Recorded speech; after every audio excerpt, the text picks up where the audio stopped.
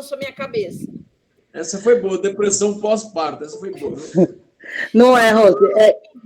Todo mundo que me irrita ou me dá um tchan, eu falo, eu tô com depressão pós-parto. Dá licença que eu vou sair do papo.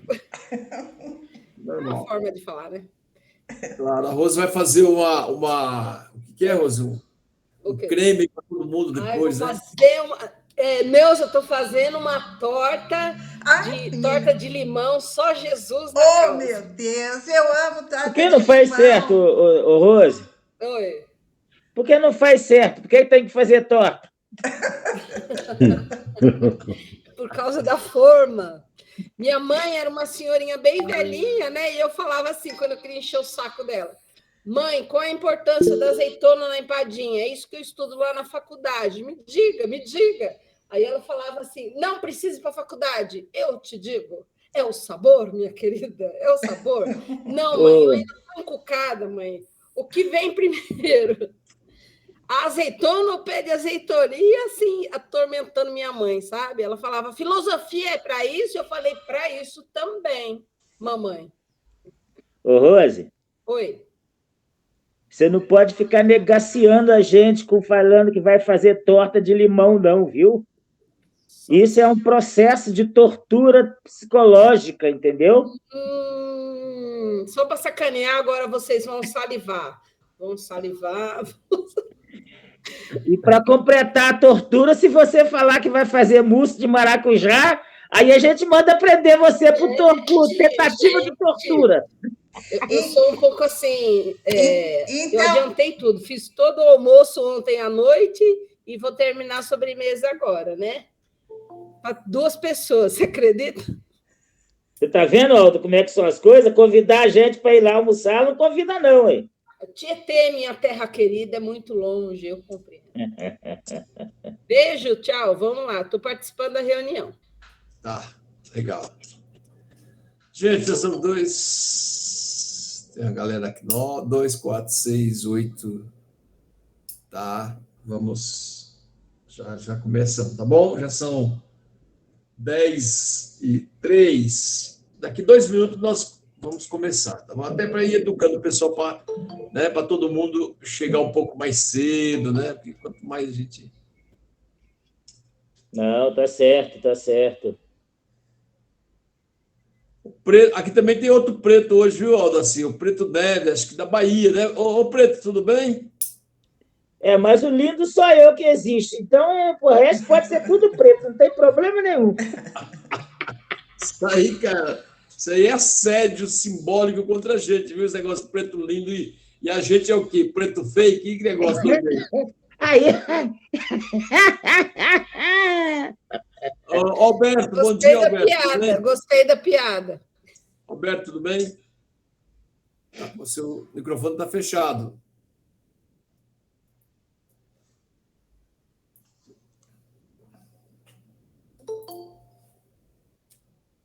Você sabe que esse negócio, enquanto o Alberto não abre o microfone dele aí, você sabe, Aldo? Agora tá bom. Bom dia, Alberto. Bom dia. Tudo bem? Você sabe que eu penso que alguém tem que ter algum tipo de ilusão para continuar vivo, entendeu? Aqueles que se acham que são feios, o problema é deles. Eu tenho certeza que eu nasci belo e sou lindo. Pronto, está resolvido o problema, né? Se isso... Está resolvido o problema. Se isso vai te ajudar, então aqui ótimo, né? Pois é, ué. Ô Alberto, tudo bem com você? Tudo bem, estamos aí. O aniversário foi ontem ou vai ser dia 26? Não, aniversário é no dia do assalto à Moncada. Então, dia 26, é isso? Terça-feira que vem. Mas aí o pessoal resolveu, sabe, invadir a minha casa aqui, os familiares, né? Fizeram uma ocupação aí não programada ou programada por eles, né? Mais ou menos, assim, numa véspera, assim, uma coisa meio maluca. Tá. Mas mesmo assim, deu para eu ir lá na Escola Florestan Fernandes, participei lá de um debate lá interessante sobre a história da Revolução Cubana, foi interessante. Poxa, rapaz, você não chamou para eu ir lá, hein? É lá na Florestan Fernandes, na escola Florestan Fernandes. Lá em Guararema. Guararema, eu sou da Associação de Amigos, né, do MST. Ah, que bom, eu conheço lá, já participei de vários eventos lá. Exato. Eu sou da associação e a gente promove esses debates. Não, lá é muito também bom. tem uma Florestan Fernandes. Oi? Em Diadema também tem a escola Florestan Fernandes. Mas lá em Guararema é a Escola Nacional Florestan Fernandes, que é uma escola modelo, é um projeto do MST. Lá é um negócio completamente diferente. Em situação normal, são 6 mil alunos por ano, né, que passam por lá. 6 mil pessoas, né, entre alunos e ativistas, mais ou menos 6 mil por ano. Né? Aí é uma escola que já é internacional, porque promove atividades para toda a América Latina, para a militância da América Latina e da Ásia, da África. Tá. Vamos começar a nossa peleja hoje aqui. Eu queria só ver aqui primeiro que o Carlos ele me mandou um áudio, né? Dando conta da polêmica entre Deleuze, Nietzsche e relacionando com Karl Marx. Eu queria ver, Carlos, se você poderia, em base ao que você fez, se você poderia preparar uma exposição naquele sentido, pode ser? Pode ser, mas eu estou lendo um livro ainda. O livro é esse aqui. Esse é o livro, tá? É Capitalismo, Desejo e Política. É desse Rodrigo Guéron, é do Rio de Janeiro. Eu estou lendo e vou preparando aí, mas dê um tempo para eu terminar de ler, porque ele é grande. Pode ser assim? Pode ser daqui, na próxima, de hoje a 15 dias, pode ser? Pode ser. Porque domingo que vem nós vamos ter sobre a questão das mulheres, não é isso, Neuza? Isso. Então tá. A Alvira também entrou aqui. Queria só dizer para os colegas aqui que participar de um grupo também significa fundamentalmente estender a solidariedade com as pessoas que participam do grupo. A Alvira perdeu a mãe recentemente e, nesse momento, é importante, muitas vezes, o ombro amigo e também uma escuta, alguém que possa ouvir. Então, se depois alguém quiser dar uma ligadinha... Alvira, desculpa, eu nem perguntei se você queria isso ou não. Se alguém quiser depois dar uma ligadinha para ouvir, a conversar um pouquinho com ela, dentro das suas possibilidades também, isso faz muito bem para as pessoas que estão vivendo o luto, tá bom? Tá, sua Alvira, seja bem-vinda sempre, minha querida companheira. Gente, Waldo, Oi. Deixa eu só socializar com todos e todas aí que Mas eu até tinha ficado... Esse informe seu, vamos deixar para o final esse informe seu, que eu acho que ele cria outras, digamos assim, deriva outros problemas, acho. Pode ser? Nesse conflito de luta, ele pode derivar outras situações e tal. Tá. Entendeu? Você me entende, né? Depois eu converso com você. Então, vamos lá. Como eu não tive tempo de conversar com os companheiros para articular alguém para fazer essa conversa de hoje, eu fiquei até tarde numa live junto com os companheiros da Profib, e aí nós definimos isso, foi muito tarde também que nós conseguimos definir esse debate. Então, eu queria transportar para cá um pouco um debate que possibilite nós entrarmos, por exemplo, na questão da organização e do processo eleitoral. Então, a conversa de hoje é sobre a filosofia política e a organização do processo e a participação na luta de uma maneira geral, porque as eleições estão chegando e eu imagino que todos nós aqui temos compromisso com esse processo eleitoral, né? Temos compromisso com a conjuntura que estamos vivendo. Então, eu vou falar sobre alguns apontamentos para poder para depois ouvir as pessoas, para que nós possamos apontar algumas saídas objetivas aqui do ponto de vista da conjuntura. Tudo bem? Então, eu peço licença para fazer essa parte de introdução e depois nós vamos abrir a palavra para que vocês complementem, que todo mundo tem muito conteúdo para poder fazer esse debate. Então, vamos lá. Primeiro, o que significa filosofia política, né? Primeiro, a ideia de filósofo. A ideia de filósofo nos remete a uma percepção de alguém que pensa, de um pensador, né? Rodin, enfim, alguém que pensa, é alguém que é um sábio. E nem sempre é isso, mas esse é um pouco o senso comum ou uma definição que as pessoas trabalham com relação à questão do filósofo. E a política em si, nós vamos estar falando aqui de um momento da história onde, por volta do século V ao século VII, antes de Cristo, nós vamos ter na Grécia um palco de grandes reflexões, de grandes acontecimentos teóricos, e que, portanto, aquilo que era de interesse da polis, portanto, das cidades, passou a ser denominado como o que nós conhecemos hoje a luta política, ou a própria etimologia da palavra política, aquilo que visa, que busca o bem comum das pessoas nas cidades, de uma maneira geral, nas cidades da Grécia Antiga.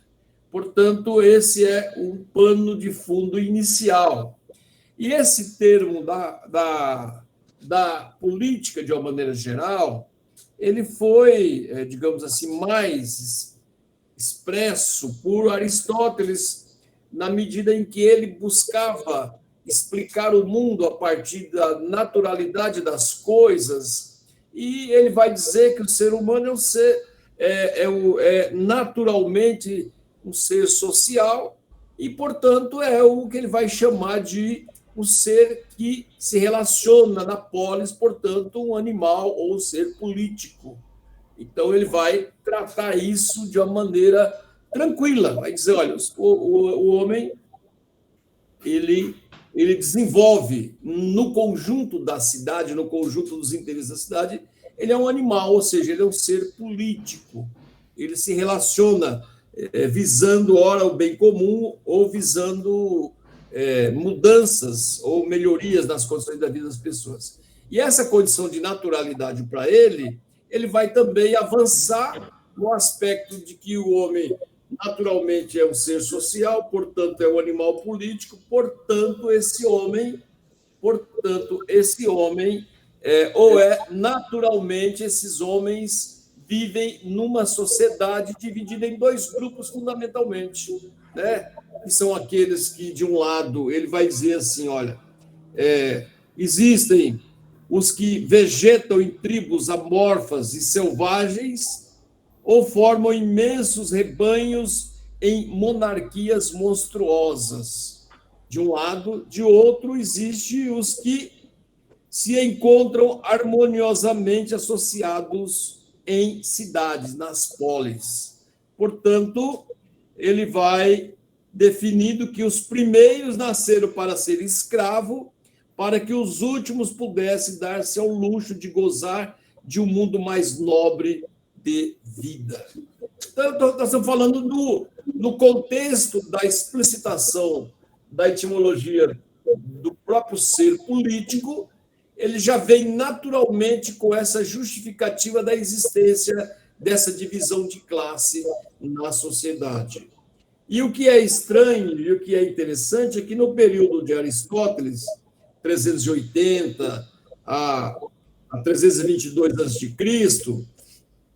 a própria referência na época, a referência mais civilizada que tinha, que era a cidade de Atenas, você tinha a sociedade dividida em três momentos.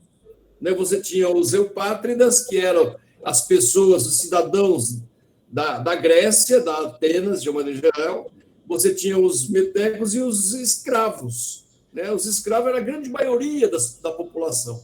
E aí a Marlene Schiappa vai dizer o seguinte, que a filosofia nasce já sobre esse estigma de que a aristocracia vai para as ágoras, para as praças públicas filosofarem, né? Estabelecer o conhecimento filosófico e outros conhecimentos, por conta do ócio que eles estabeleceram, às custas do trabalho desse primeiro grupo de escravos. E é claro que eu estou falando aqui, essa introdução do Aristóteles, mas nesse momento nós vamos pegar os três importantes, mais destacados filósofos, como Sócrates, Platão e Aristóteles. Nós vamos ver que o Sócrates contribui com o método, que é o método de interpelar as pessoas sobre os temas ou as categorias universais, para que as pessoas revelassem as suas contradições e suas dificuldades, né? Todo mundo sabe da ironia e a maiêutica socrática, que é a base do método dele de avaliação, a tal ponto de que ele era um cidadão não bem visto na sociedade, e nós conhecemos o desfecho dessa história, que foi ele ser condenado por livre e espontânea pressão a tomar um copo, o veneno, a cicuta, que foi, digamos assim, o que lhe restou. E, por outro lado, você tem o Platão, que, embora ele divague muito sobre essas questões da política de uma maneira geral, mas também se posiciona.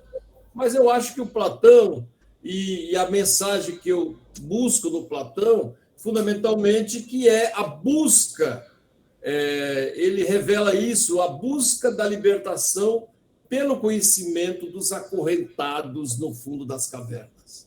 Ou seja, ele vai, então, nessa categoria, nessa metáfora, ele vai dizer o seguinte: olha, nós temos aqui o conhecimento que vai libertar as pessoas acorrentadas, imóveis e acorrentadas ao fundo da caverna. Possivelmente ele estivesse falando da vida, da dificuldade, isso aí nunca li, isso já é uma interpretação minha, da questão da condição dos escravos que eram esses seres acorrentados. Bom, o que eu estou me referindo aqui é que a filosofia política, ela é um estudo, não é um achismo. Olha, eu acho isso, eu acho aquilo. Aliás, o Platão vai dar um pau nisso, né, no conceito de que as pessoas, da doxologia, do estudo da opinião. Eu tenho opinião sobre... Todo mundo tem opinião sobre tudo, sobre as coisas. Mas não basta ter opinião, nós queremos avançar do ponto de vista da episteme, da teoria do conhecimento. E o Platão vai apresentar esse debate inicialmente, vai, inclusive, levantar os elementos filosóficos para isso, que nós podemos estudar mais detalhadamente.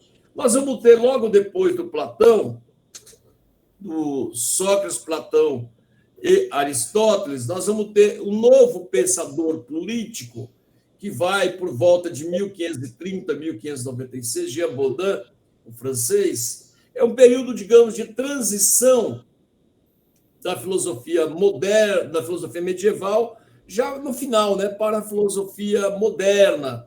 E esse cidadão, simplesmente, ele vai retratar politicamente como deveriam ser as pessoas naquele momento, como se comportar. Ele vai defender o conceito da monarquia, né, a monarquia absoluta, e na sua obra ele vai dizer que na monarquia representada pelo rei, o rei expressa como que a imagem de Deus na Terra.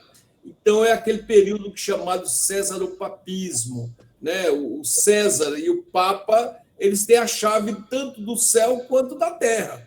E, portanto, as pessoas estão subordinadas a isso. E você observa que esse período é um período que a grande influência filosófica no mundo se dá praticamente 1.500 anos, desde o nascimento de Cristo ao fim do século XV, século XVI, do período medieval.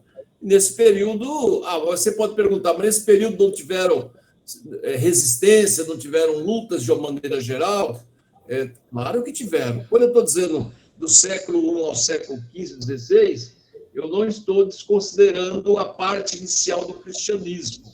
Eu estou me referindo efetivamente alguns teóricos fazem isso, desde o primeiro momento do período medieval, que é o momento dos padres apostólicos, depois do século I, século II, depois nós vamos ter o momento dos teóricos que vão fazer apologia do cristianismo, por século III, século IV, V, por aí, e vão combater a filosofia grega por considerá-la pagã. Né? Então, esse momento também são dois momentos, duas grandes vertentes do pensamento filosófico.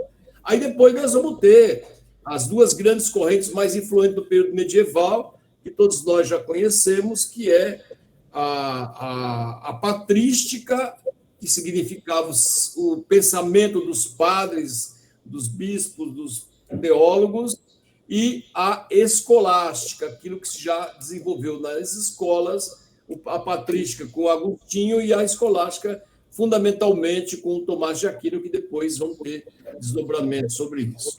Bom, então veja, primeiro momento você tem os três grandes filósofos discutindo a filosofia política, depois você tem os pensadores, principalmente Jean Baudin, que vai, nesse período final, praticamente, da transição, escrever obras que tratam da questão da justificativa, da percepção de que a religião tem uma influência muito grande, tanto no campo da teologia, quanto no campo da política, e hoje você observa esses pensamentos, né? Olha, quantas vezes eu vi gente falar para mim, nós precisamos rezar para as autoridades, porque elas representam Deus, é importante rezar para que eles possam, o caminho ser iluminado. Então, você vai pegar o gancho na história da filosofia, você vai pegar pensadores que desenvolveram isso.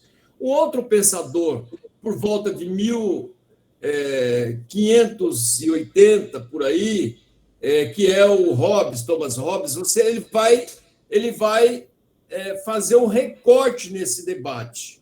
Ele vai fazer um recorte nesse debate e vai dizer o seguinte: olha, os seres humanos não estão dados ao processo de sociabilidade, não tem condição de desenvolver a sua sociabilidade, não tem civilidade suficiente para isso.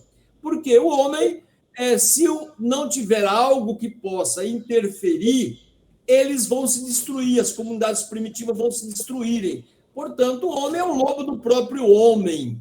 O homem é o lobo do próprio homem. E vai precisar, então, de uma figura poderosa que vai estabelecer essa mediação, que é um Estado poderoso. Esse Estado ele vai chamar no livro Leviatã. Eles vão comparar o livro de Jó, o monstro do Leviatã, onde é um monstro que impõe terror e medo na sociedade. Eu não sei se vocês já tiveram essa passagem da Bíblia que trata sobre isso. Se vocês não tiverem problema, eu vou ler rapidinho o que dizia o livro de Jó, que é descrito nas palavras seguintes. Olha o que diz essa passagem.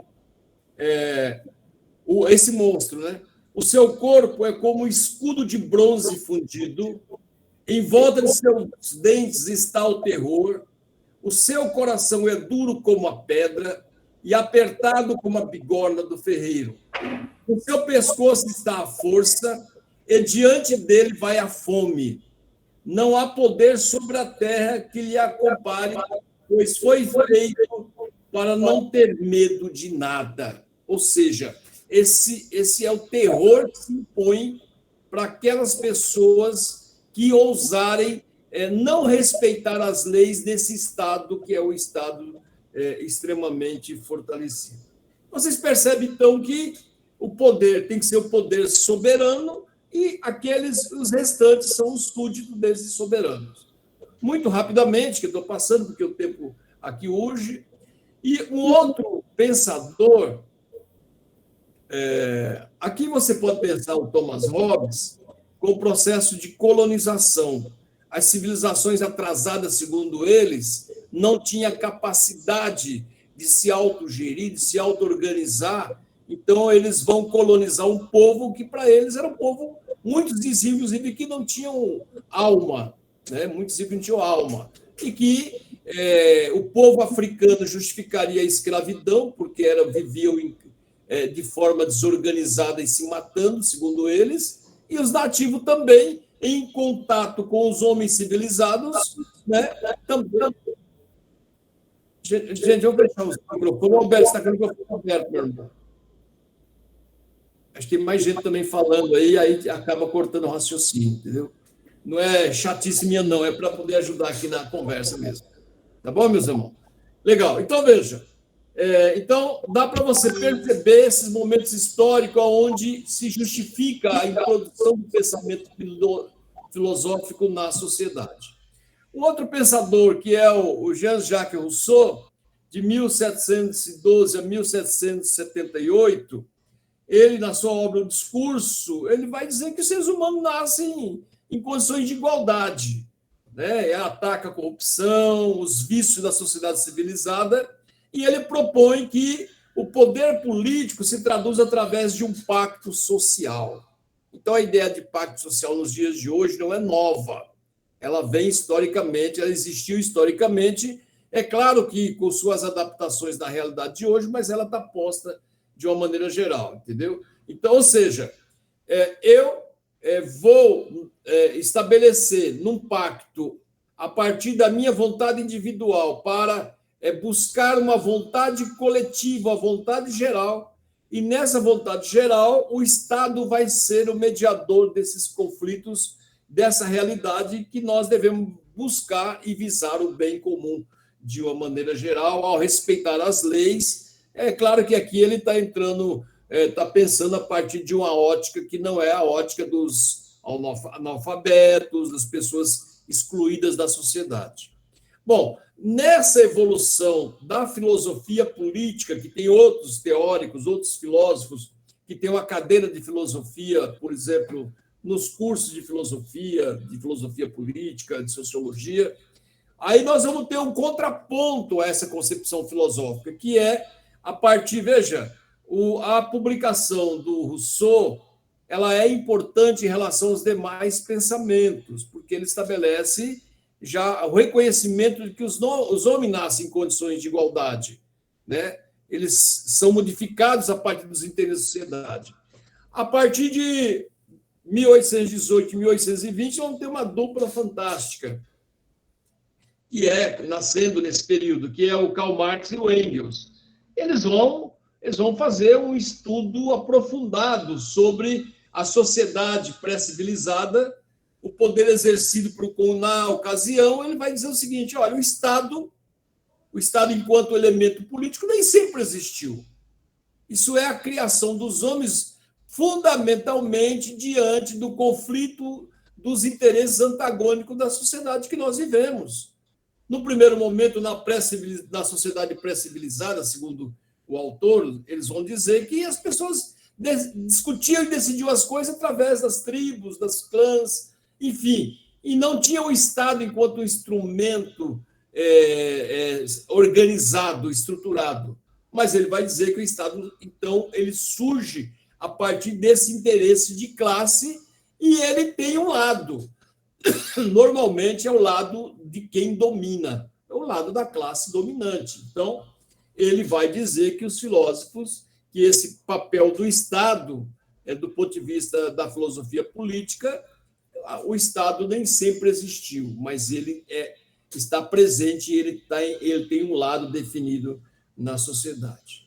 Ou seja, e aí cabe ao filósofo, cabe à mulher, cabe ao negro, ao camponês, ao operário, cabe à classe trabalhadora, tá certo? Não só achar de que o Estado tenha um papel de amortizador das... Não, o papel da sociedade, dos filósofos, é transformar esse Estado, ou seja, dar outra forma o Estado que não é esse, que não é o que nós temos hoje, que é o Estado burguês. Então, é o papel nosso nos organizarmos através da luta concreta em sociedade, e aí cada um depois vai discutir, depois as suas ideias vão começar a ser experimentadas na Comuna de Paris, pelo menos ele vai relatar a história da Comuna de Paris, depois o Lenin vai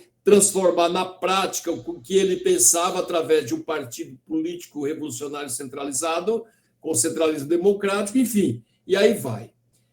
E esses debates que eu levantei até agora com esses teóricos estão presentes nos dias de hoje. Esses elementos, os estertores da sociedade como tal, que nós já passamos por ela, eles se reproduzem na história cultural dos povos e estão presentes. Não é à toa que hoje o papel da religião é muito, muito forte na cabeça das pessoas, o sentimento da autoridade numa relação com um ser superior também é forte na cabeça das pessoas, enfim.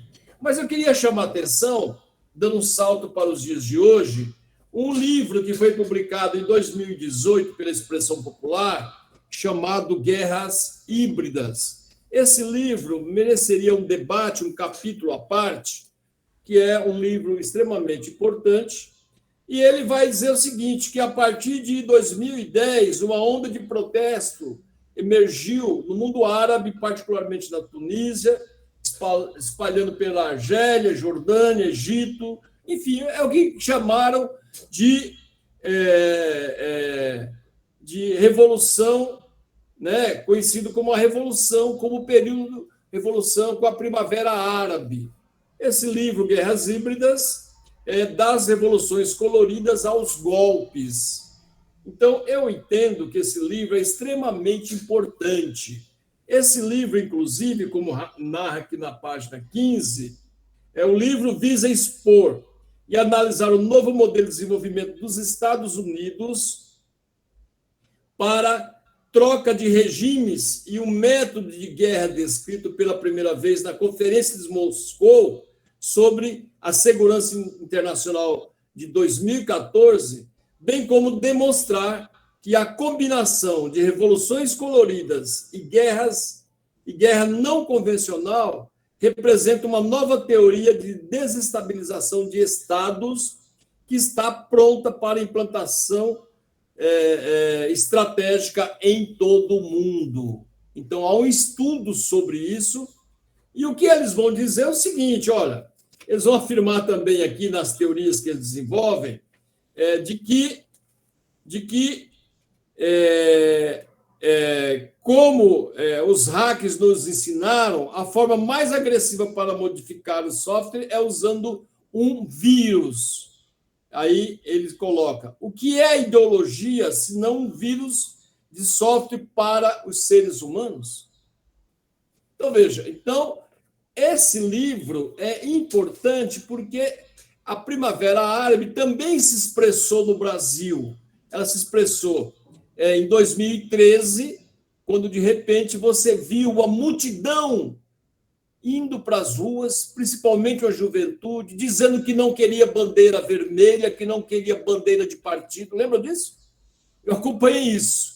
Então, ela se expressa no Brasil em 2013, as pessoas não compreendiam o que estava acontecendo, né? Depois ela se expressa também nas lutas, aí já é mais organizada em 2015, com a juventude buscando o protagonismo da luta.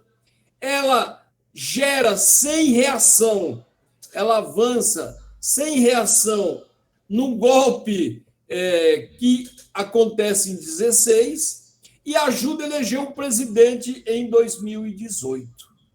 Está claro isso ou não? Ajuda a eleger um presidente em 2018 usando ferramentas...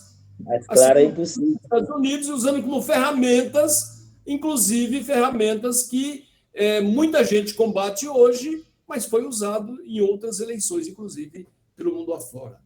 Nesse sentido, entra Bolsonaro, que é defensor dessa classe dominante, usando dessas tecnologias.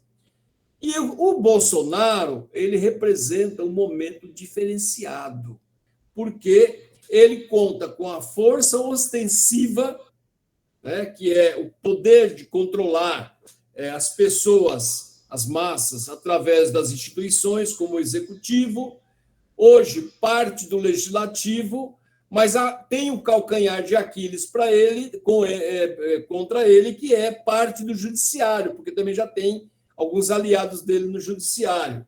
E, como se não bastasse tudo isso, tem o aparato militar e paramilitar que está no apoio à sua política.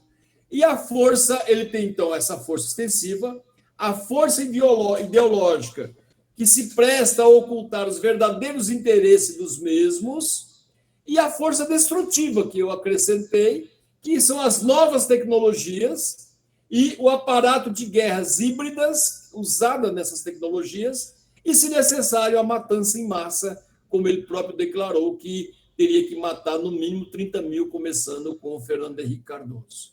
Ou seja, no contexto, eles ganharam as eleições de 2018, primeiro, fazendo a prisão do oponente sem conflitos maiores na sociedade, porque as ferramentas foram utilizadas fortemente. Estabeleceram uma governança representada por um capitão como presidente, uma governança militar, portanto, não precisou de fazer uma guerra como foi em 64, né, ganharam, assume o poder com essa governança militar, e, além deles, esses dois, tem milhares de militares hoje de alta patente em cargos decisivos no Ministério. E perder as eleições para eles é perder essa governança que é diferente da ditadura militar, porque eles chegaram ao poder pelo voto e pelas ferramentas e pelas condições do contexto necessário, portanto, estamos no contexto da guerra híbrida, mas, se necessário, eles vão para o massacre. Então, essa é a leitura que eu estou fazendo nesse momento que estamos vivendo, porque esse debate das urnas, ele não é o debate central, é o pretexto. Se não fossem as urnas, eles iriam arrumar outro pretexto. Eles iam buscar outro pretexto para poder desenvolver a sua política de uma maneira geral. E o que desejam, então? Eles desejam manter a zona de conforto dessa governança militar, mesmo que tenha que acionar, como estão fazendo agora, a marcha do golpe que está em curso, conforme nós observamos oficialmente através da reunião dos embaixadores de uma maneira geral. Possibilidades, para concluir, possibilidades de cenário. Teremos o primeiro turno sob permanente ameaça. 2, o segundo turno de enfrentamento institucional com os bolsonaristas e de bolsonaristas. Eles vão perder, mas não vão aceitar perder as eleições. E o terceiro turno, entre aspas, de mobilizações na rua para garantir a posse, caso consiga, e também garantir a governabilidade.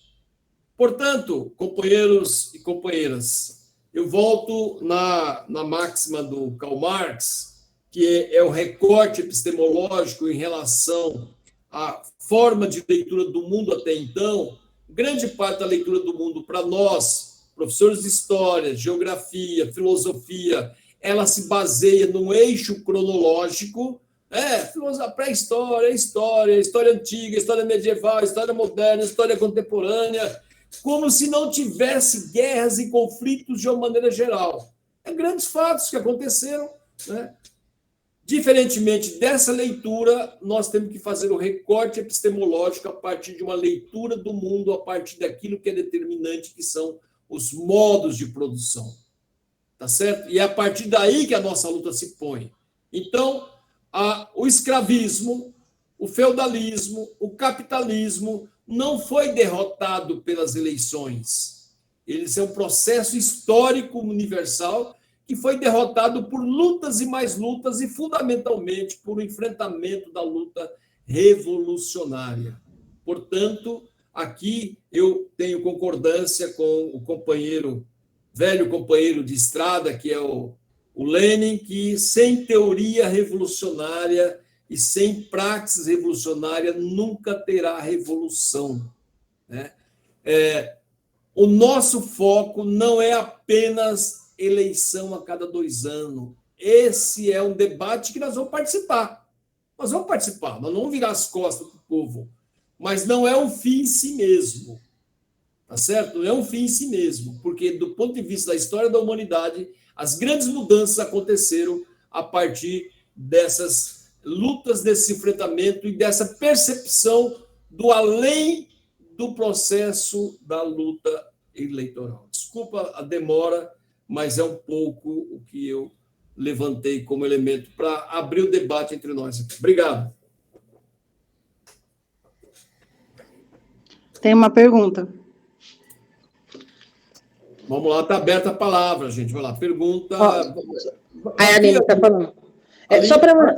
Só para entender melhor o contexto histórico e a gente voltar à atualidade, em que momento que passa realmente daquela questão mais popular, que tira a visão elitista de política, que os pensadores tinham que ser filósofos de Platão, né? E ele vem para um momento mais popular.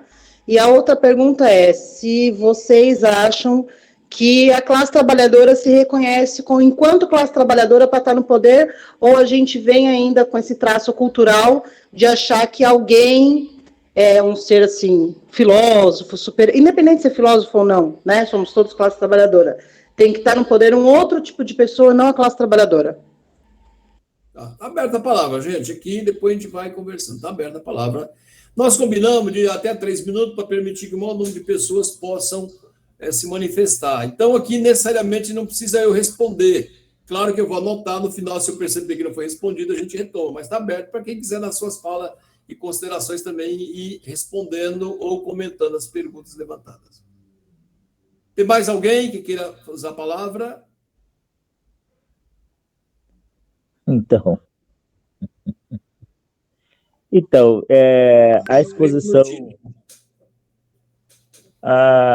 exposição que o companheiro acaba de fazer, ela nos remete, claro, a um debate com muito mais profundidade.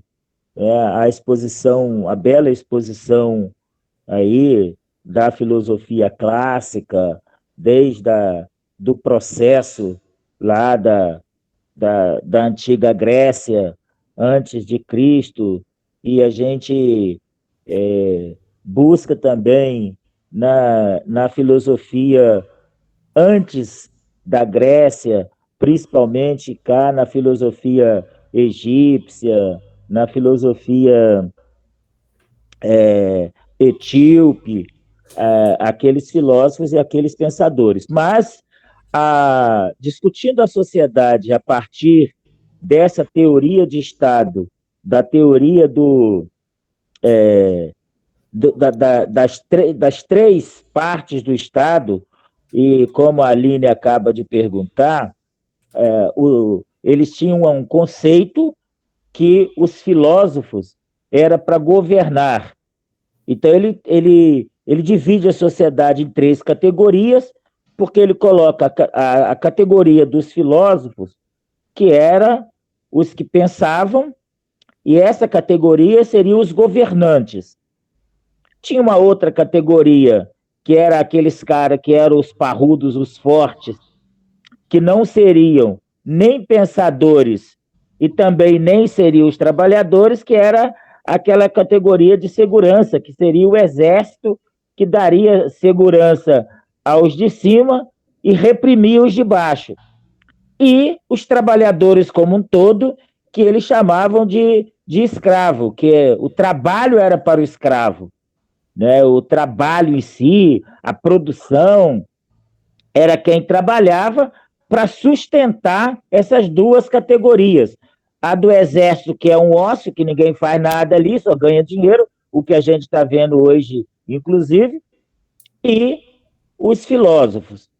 Mas tem aí o debate e a questão hoje, trazendo aí para os nossos dias, o Aldo toca nesse assunto e ele deve ser, inclusive, melhor, não melhor no sentido, mas mais bem debatido, e a gente tem que levar isso para a rua. 2013, quando a gente observa essa juventude que rejeitava a bandeira vermelha, rejeitava as siglas partidárias, e a gente não tomou cuidado e achando que era a juventude estudantil, só que era o MBL. Já era o MBL, que era aquilo que eles falavam, escola sem partido, porém era o partido deles. E é interessante a gente observar que essa molecada aí do MBL são os netos e bisnetos dos caras da TFP, Terra, Família e Propriedade. Hoje a gente observa, inclusive nesse final de semana agora, ontem, se eu não me engano, a chamada, entre aspas, vírgulas e pontos, a Marcha para Jesus lá no Espírito Santo, que é uma vergonha, assim, estridente. Como que a gente vai fazer esse debate? Essas pessoas que estão aí, que muitos deles estão à frente dessa chamada Marcha para Jesus, que nos taxam de comunista de todas as formas, mas sequer sabem o que significa comunismo, o que é. Portanto, nós estamos falando aí a partir da nossa entidade da Aprofib, que é uma associação de professores de filosofia. Temos aí um papel fundamental, que é qual é o nosso papel, qual é o papel da filosofia nessa intervenção da sociedade hoje. Como pensar uma nova sociedade? A partir dos instrumentos que eles têm, que agora eles estão, como a gente observou e foi apontado pelo companheiro, eles têm parte do judiciário, ou melhor, todo o judiciário, a esquerda que acaba contando com um outro que tem um pensamento diferenciado, divergente. Nós não temos o poder da mídia, apesar de que agora, com esse advento das mídias sociais, a gente consegue adentrar um pouco mais no meio da juventude, mas ainda fica muito voltado para uma população acadêmica. Os trabalhadores, de modo geral, não têm nem tempo para ficar na internet, ficar nas redes sociais, lendo todos os comentários que aparecem.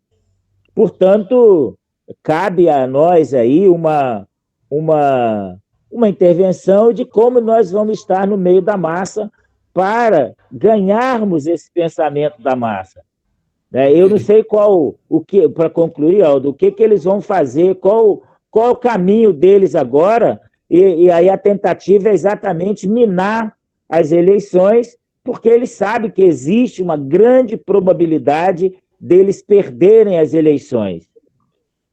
E aí a questão é tentar golpear e jogar de todas as formas. Portanto, a nossa intervenção ela tem que ser ainda bem mais no meio popular, nas massas. Obrigado, Odacília. Está aberto. Alguém mais quer se manifestar? Obrigado.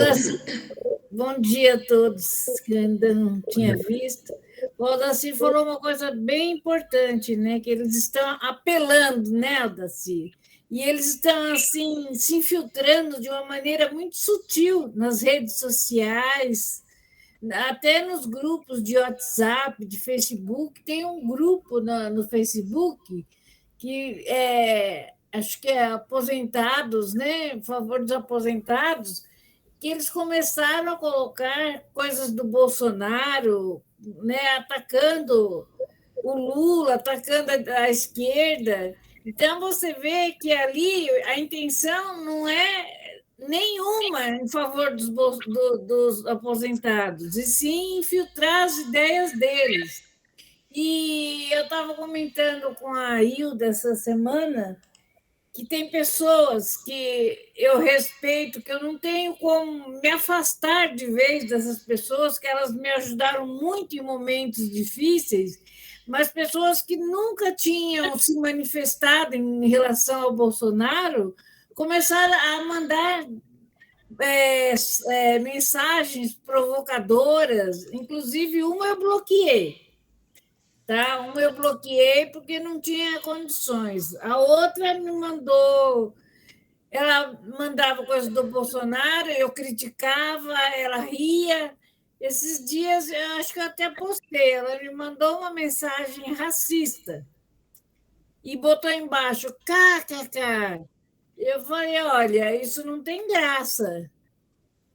Aí ela falou assim, quem não sabe brincar não desce para o parquinho. Eu falei, aí não é questão de não saber brincar. Racismo é crime. E o que você fez é crime.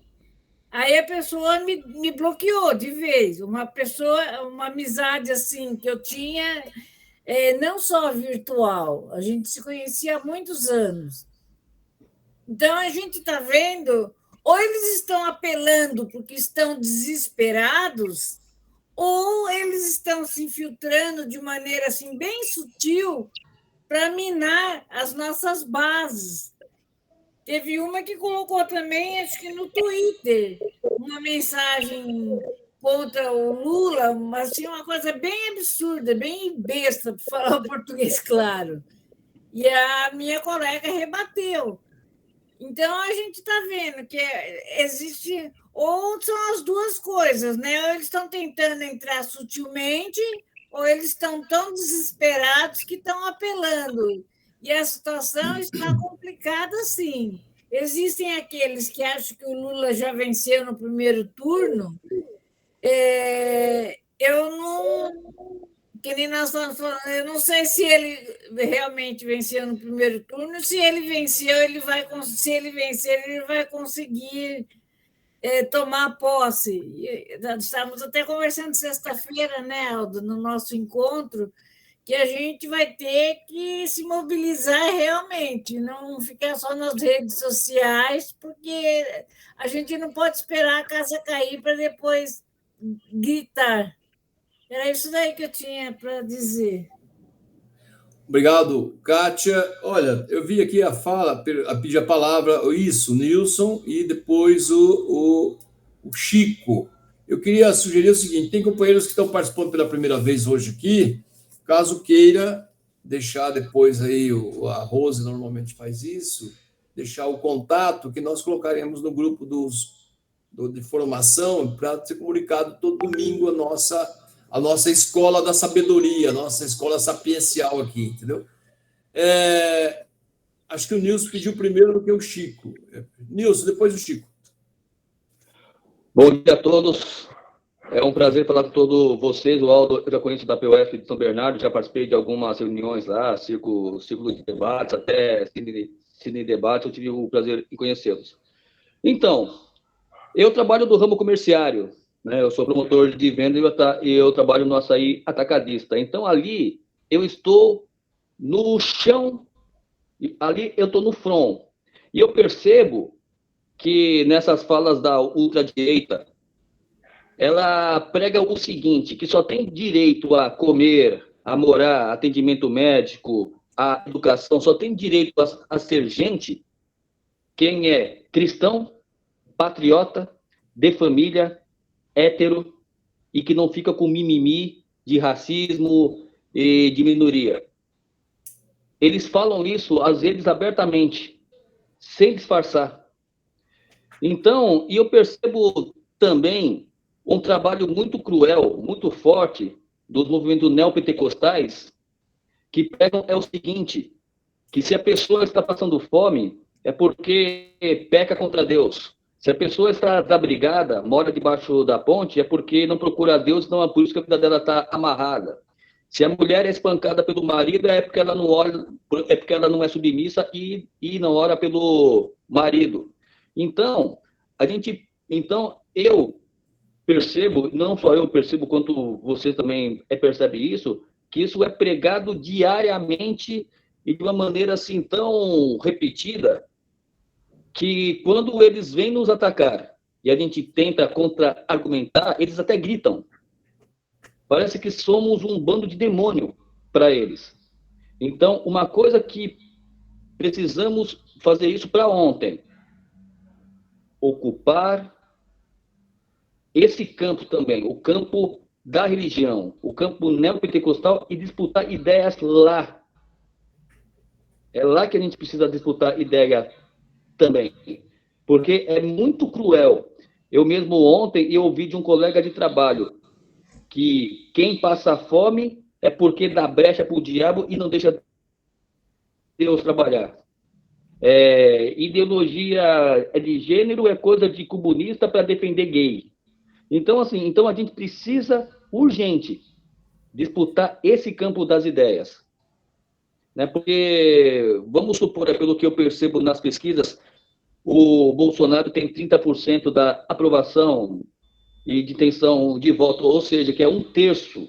Vamos colocar assim, essa matemática bem simples, que eu não sou tão intelectualizado, eu não sou tão acadêmico, mas pelo menos um pouco de consciência de classe e vontade de lutar eu tenho, que é 1/3 da população que pensa exatamente assim, que lugar de preto é lombando caixa, é varrendo o chão, é apanhando da polícia, e se está de mimimi que volte para a África, lugar é de mulher, ou é no fogão, ou é na cama mesmo, e se está de mimimi vai apanhar, e se apanha é porque dá motivo. Então, é essa fatia da sociedade que a gente precisa enfrentar duro, e eu vou até falar uma outra coisa a mais. Me corrijam aí, sem nenhum problema, que eu vou aceitar a correção. Eu não estou vendo nenhuma mobilização contra fake news. Porque já estão atacando, já estão mandando um caminhão de fake news, e eu não estou vendo uma mobilização para a gente denunciar e combater. Então, eu nem entrei para fazer uma pergunta, mas para fazer esse comentário, é do que eu vejo todos os dias no chão da loja. E é muito duro isso. E outra, eles não deram golpe em 2016 para aceitarem entregar de novo para o campo da esquerda. Está desenhado um golpe. O golpe ele está em curso. A visita do empresário com nome de perfume, o Musk, prova isso. Que tem apoio de boa parte da elite, e se principalmente se vencermos as eleições do primeiro turno, aí que o golpe ele pega força. Já terminei. Obrigado, Nilson. Obrigado pela presença aqui, participando com a gente. Legal. Deixa eu ouvir também companheiros que estão no chão da sala e do trabalho e também escuta no cotidiano o que está acontecendo. Chico Greter. Bom dia. Estão me ouvindo? Alô? Estou te ouvindo, Chico. Eu peço aqui porque a coisa muda. Tem vários... Está um pouco baixo o seu som. Está um pouco baixo o seu som. Como sempre, né, Aldo? Você sabe disso que já tem problema aqui, eu não contratei um técnico ainda. Meu filho veio aqui, ele entende disso, eu esqueci de pedir para ele regularizar isso para mim. As tecnologias, é um barato, viu? Bom, é o seguinte. Gente, primeiro a palestra do Aldo aí, essa retrospectiva histórica da questão da política, né? Isso é sempre importante. Ontem alguém falou na nossa live, né, Aldo, que não é hora de filosofar, né? É hora de agir. Bom, eu não contestei na hora lá, mas eu escrevi lá que a separação da teoria e da prática é coisa de idealista, né? Aliás, faz parte da ideologia neoliberal e fascista. Olha, vamos filosofar, não. Então, cria aquele povo burro, né? Mal informado, desinformado, e aí as fake news completam, como o nosso companheiro falou, as fake news completam, juntando mais com também o fundamentalismo religioso e a teologia da prosperidade. Por que eu estou falando tudo isso? Primeiro, filosofar não tem nada a ver, refletir sobre a prática, porque a gente tem prática, né? Se a gente não tem prática, aí é alienação mesmo, né? E acho que todo mundo aqui tem prática social. Se não tem política, tem social, tem na educação, tem tudo. Eu acho que a prática é o critério da verdade, como dizia Marx. Ou seja, a prática transformadora, né? Não é a prática individual. Não interessa muito se eu fui na missa hoje, ou se não fui, se eu fui no culto, se eu fui no terreiro do candomblé, mas eu tenho uma prática social transformadora, né? Nem todos os trabalhadores têm, nem todos os professores têm. Vão lá, trabalham, reproduzem o sistema e acabou, né? Então, por que eu estou falando tudo isso? Justamente porque eu queria colocar aqui, enfatizar mais, o Aldo passou en passant, como se diz em francês. Acho que hoje em dia eu já li 3 vezes, eu vou reler de novo Maquiavel, né? Eu posso falar de Sócrates, Platão, Aristóteles, que eram aristocratas. A gente tem que falar dos sofistas aqui, que também eram políticos, né? Os sofistas lá que estavam na rua e eles cobravam para dar aula, né? E Platão estava lá na academia, depois Aristóteles rompeu com ele, fundou o Liceu, né? E estavam lá numa boa. E da Platão, não, o governo tem que ser dos filósofos, né? Mas que filósofos? Filósofos, idealistas e elitistas. Ora, nós não somos dessa filosofia. Então, Maquiavel vai falar da filosofia real, não é a que devia ser. Wilson, fecha o microfone, por favor. Alô? A filosofia metafísica, ela é a filosofia ligada com a ética do que deveria ser. Mas eles não tratam da filosofia como ela é. E aí eu digo, né? Do Egito, passando pela Grécia, por todos os lugares, por todos os governos da história, né? A filosofia é uma classe que domina o poder. Tem gente com o microfone aberto, está atrapalhando aqui. Nilson Correia. Só um minutinho, Chico. Chico, só um minutinho. Pedi o companheiro para fechar o microfone, que está dando uma interferência. O companheiro Nilson falou antes. Obrigado. Então, a luta pelo poder, e o poder está ligado com o poder econômico, ela é histórica, né? Há uma classe dominante, há grupos dominantes. E Maquiavel fala muito bem disso. Então, eu já estou até separando aqui, eu levantei, desculpa, esqueci de desligar a câmera, e virei de costa aqui, que está a minha coleção dos pensadores, que eu vou já pegar o livrinho de Maquiavel aqui e vou dar uma relida de novo, porque a filosofia é a mesma coisa, essa luta, e os que estão no poder não largam o osso. Não adianta.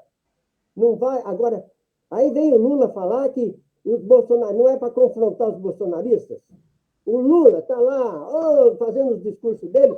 Tudo bem, Lula, mas a gente não tem que confrontar, nós temos que reagir. Pensamento budista, não contra-ataque, mas reaja. Eu não posso ver o pessoal estuprando o Brasil, estuprando 30 milhões de esfomeados, mentindo, fake news e tudo isso, e falar, não vamos confrontar, não, nós vamos ganhar na urna. Beleza, hein? Lula, você está muito paz e amor, meu amigo. Desculpa, nós temos que reagir 7 de setembro. E, em seguida, reagir 10 de setembro. Construir um grande movimento. Maquiavel falou o seguinte, os príncipes, quando está no poder, ele desce o cacete, ele mata e faz de tudo.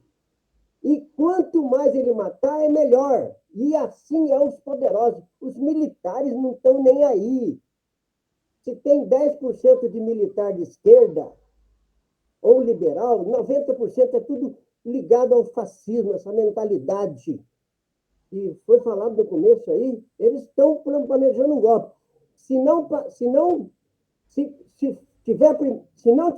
Lula ganhar no primeiro turno, que é difícil, eles já vão para o golpe. Se vai para o segundo turno, eles vão, e se perder, eles vão tentar até o Lula não poder tomar posse. Isso está na cara, está claro isso. Então, eu queria dizer o seguinte, olha, a gente tem que se organizar e sair para a rua, sim, numa boa, e tomar cuidado, porque eles estão armados. Gente, só para citar, desculpa aqui. Uma pessoa pode comprar até 30 armas. se ele é idôneo. Se ele for bandido, aí já pega, né? O exército nem confere. O exército nem confere. O cara tinha 16 processos, foi lá e comprou um rifle das Forças Armadas. E se ele for atirador de clube de tiro, ele pode ter 60 armas e cada arma pode ter 5.000 munições. E você vai o quê? Falar, ai, vamos sair com a rosinha na mão, a Revolução dos Cravos. Ou o Lula está brincando, ou o PT está brincando, ou a esquerda, o PSOL, está todo mundo brincando, ou estão totalmente alienados. Se a gente não se organizar agora, eles dão um golpe lá em setembro, porque aí a sociedade está mobilizada. Estão falando aí, ó, a Kátia falou, todo mundo falou, o rapaz falou aí. Eles estão uma briga na internet o tempo todo. Eu recebi hoje, desculpa, tem duas coisinhas só, pode me cortar aí, tá? Concluindo.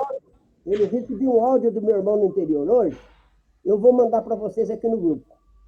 É um áudio do clube de aposentados dele de rancharia. Olha o que o cara vai dizer. Escutem o áudio e depois vocês me dizem. Ele gravou ontem isso. É golpe na cara. E o cara sabe das coisas que ele está fazendo no áudio. E tem toda aquela visão golpista deles, né? Que esquerda, tem que eliminar a esquerda. Ele usa palavras lá que é vagabundo.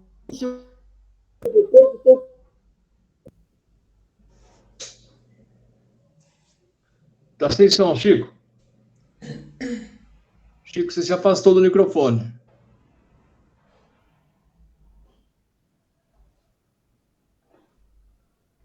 Estou te ouvindo. Não estamos Acho que te ele ouvindo. caiu lá. Ele saiu. Cortou. Chico, vamos lá então. O próximo pediu a palavra foi o Carlos. Se o Chico depois voltar... Concluiu, Chico? Alô? Voltou? Oi, concluindo isso. Agora sim. Concluindo. Desculpe, né? Aqui caiu aqui o negócio. É o seguinte, eu só falei aí que a gente que é sério, que não é brincadeira, e que a gente não é hora de filosofar, é hora de filosofar e de agir, né? Segundo, alguém falou aí da Profit, tem esse livro aqui, ó. A filosofia toma partido do terceiro encontro da Profesc. E está lá, a filosofia, a educação e a questão democrática. Esse livro aqui, já em 2016, já fazia toda uma análise. Tem uma mesa da Chauí aqui, por exemplo, tem mesa do Gianazzi, tem mesa com o Aldo e mais alguns companheiros, tem várias mesas, tem mesa da mulher, que discute essa questão que está totalmente atual sobre a questão da democracia. Está aqui o livrinho, né? Quem quiser, é só pedir aqui. Eu mando o e-book por apenas R$10. Desculpa, mas aqui é um documento, né? Não quero ganhar dinheiro, não se ganha dinheiro com R$10 aqui, não dá o trabalho. E o livro material, R$20 a gente manda, R$25 a gente manda o livro pelo correio sem cobrar mais nada. Então tá aí, a gente tem que se organizar e voltar à luta. Falou? Um abraço. Obrigado, Chico. Carlos. Bom dia a todos e a todas. Há dias atrás, eu estive aí naquele encontro na Praça da Moça, né, da abertura do movimento Todos Juntos pelo Brasil, onde estava Lula, o Haddad, acho que, e outras figuras aí do cenário político, né? Depois desse encontro, eu anunciei meu apoio ao Lula nas redes sociais, em especial no Facebook. E aí eu comecei a ser atacado também, né? Eu comecei a ser atacado, foi muito significativo, porque 2 ex-alunos de 30 anos atrás, que na verdade eles começaram a me atacar com uma questão moral. Como você, professor, vai apoiar um ladrão, etc. O discurso foi um discurso moral, né? E só que eu vejo que a gente tem que contra-atacar, mas eu penso que não reativamente, mas de modo ativo, né? De modo ativo. E eu comecei a dialogar com eles, tentando dialogar com eles, não tinha conversa, mas eles também não tinham muita ação, não. E eu tive um grupo também muito forte de apoio a mim ali, e os dois acabaram se calando. Eu nem precisei bloqueá-los, né? Então, pegando um pouco a fala aí do Chico aí, eu acho que eu penso que esse contra-atacar, a gente tem que também fazer de uma maneira inteligente. Por que eu estou dizendo isso? Porque à medida que o Aldo fala das guerras híbridas, né? O que delas chegou no Brasil até então? O que delas chegou aqui para nós? Eu penso que o que delas chegou para nós aqui talvez foi o engajamento desse reacionismo, através das novas tecnologias, né, das novas formas de comunicação. Então, eu acho que o engajamento que está tendo aqui, frente às lutas, frente aos movimentos sociais, usando de ferramentas das guerras híbridas, é toda essa parafernália tecnológica que, pela linguagem, pela tecnologia, vem querendo desmontar, acho que as lutas ou aquilo que está próximo de um movimento social mais justo, sabe? Eu penso que nós temos que nos apropriar, talvez, os trabalhadores também de ferramentas tecnológicas e ferramentas comunicacionais que a gente consiga travar o contra-ataque, não de modo violento, como o que vem ocorrendo, mas de modo engajado, uma contra-ação, acho que ativa e inteligente, sabe? Não sei como fazer isso. Porque fake news, mais que mentiras, são comandos de ordens morais.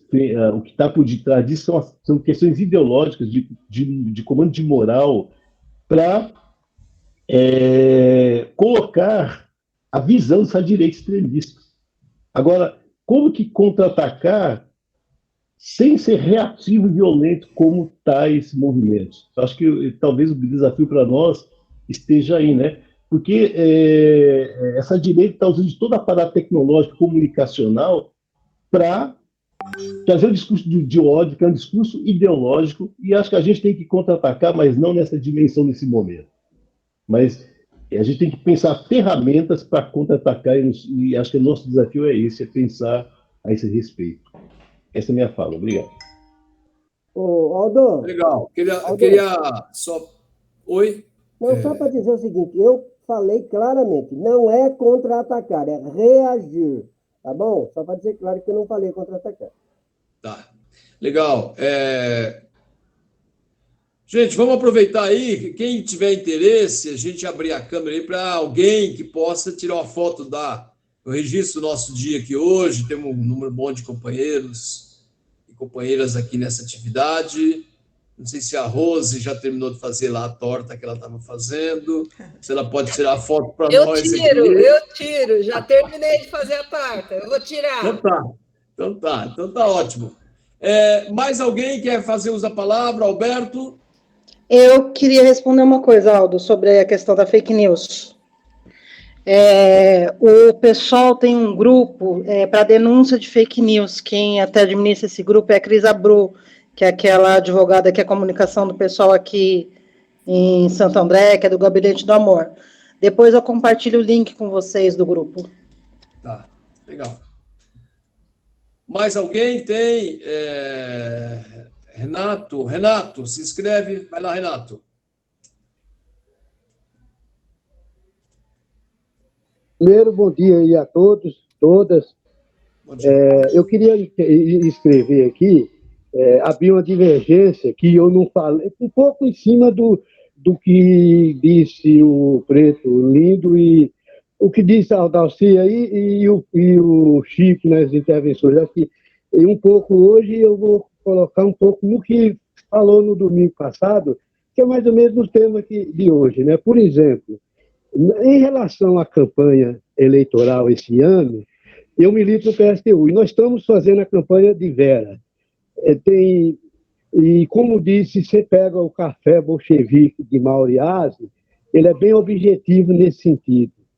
Por exemplo, o PSOL saiu 200 militantes, respeito todos que ficaram, não tem nenhum problema em votar no Lula, mas não é nenhum problema o PCB com a Sofia Manzano, não vejo nenhum problema do Péricles com a UP e o PSTU com o Vera, porque a eleição não vai se resolver um problema via processo eleitoral, não é por aí que vai decidir. Por exemplo, como dizia Mauriase na sua intervenção, e, por exemplo, hoje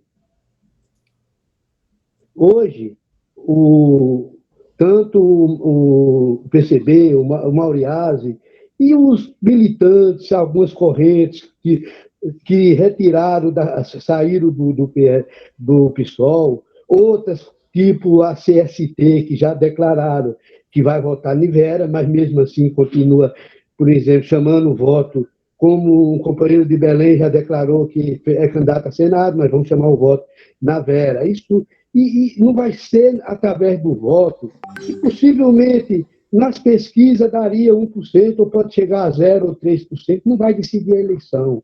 O que vai decidir posse, se Lula vai tomar posse, se vai decidir isso é o povo na rua, não é o PSTU retirando sua candidatura, não é o PSOL retirando, não, o PCB retirando candidatura, e nem a UP retirando sua candidatura. Nós temos que se preocupar que a eleição é uma parte do processo.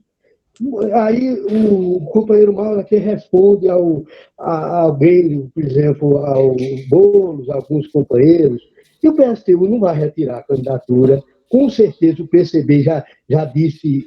Aí eu estava lá no Decifra, onde ele faz o curso semanal, onde estava Mauriase, e ele respondeu: não vai ser Vera, e nem a UP vão retirar. Então, e eu, por exemplo, eu não sou um senso comum em não apoiar no Lula no primeiro turno. No segundo turno, sim. Primeiro turno, a gente tem candidatura, as candidaturas de esquerda, e a gente tem as críticas mesmo, porque a gente não vai apoiar aqui, chamar o voto com vice de Alckmin. E a gente tem, eu não vou aqui nem colocar as nossas posições em relação eu queria só responder nesse detalhe. Nós temos candidatura, o PCB tem candidatura, a UP tem candidatura própria, e não é nessa eleição que se resolve, é povo na rua. O povo na rua é que vai decidir a eleição, é que vai decidir se tem golpe ou não. Não é o PCB retirando, nem o PSTU e nem a UP. Por isso, nas falações do meu amigo de velha guarda, da Aldaci, que é um grande amigo, companheiro que eu gosto, e também o Chico, professor que eu respeito muito, eu não concordei com nada da intervenção. Agora, havia essa divergência, como dizia no direito, peço vênia, né? Brincadeiras aí. Um abraço. Abraço, legal. Mais alguém quer falar? Porque aqui não tem problema nenhum. Aqui eu acho que em nenhum momento nós estamos fazendo qualquer alusão pejorativa, depreciativa a quem quer que seja, principalmente os candidatos do campo da esquerda. Né? Claro que cabe o juízo de valor e avaliação política, mas não depreciar quem quer que seja, tá certo?